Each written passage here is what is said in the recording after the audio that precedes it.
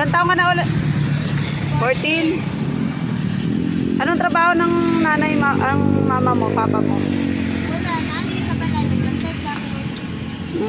Duldiri. Duldiri dabit ba?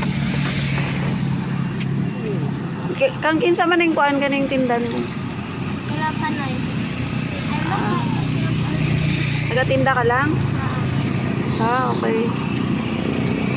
Ilan taon ka na nagtitinda? Extra. Oo nga. Pila na ka tuig? Ilang taon na?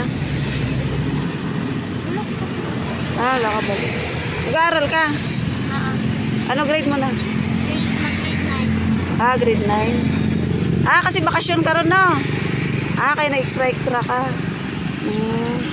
Magkano ang sweldo mo? Ila sweldo mo? Ay, sana. 250 sang? Sa ano, sa balay. Isang linggo? Or araw-araw? Umaga hanggang gabi? Alas 8 saga hanggang gabi? Ay, dili, alas 3 sa Burical. Taman alas 8. Alas 3 sa kagahon?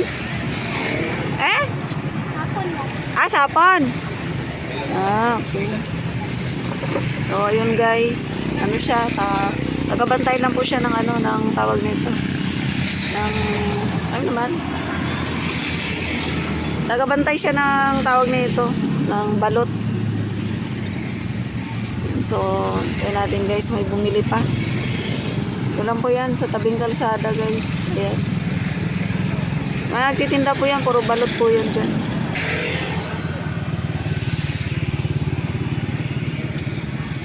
Ayan guys, swerte ang pagupo na dito. Ang daming pinili ni kuya.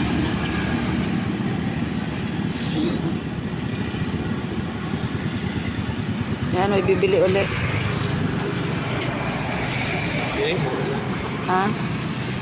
Tama man yun. Akala kong bibili. Ayan guys, ang balot. Ano nga pala pangalan mo, Ne? Nikki. Nikki ako. Nikki?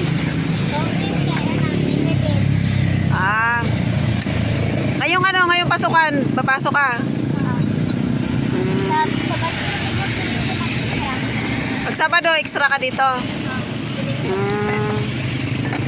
Bakit mo ginagawa na magtinda may mga magulang ka pa naman?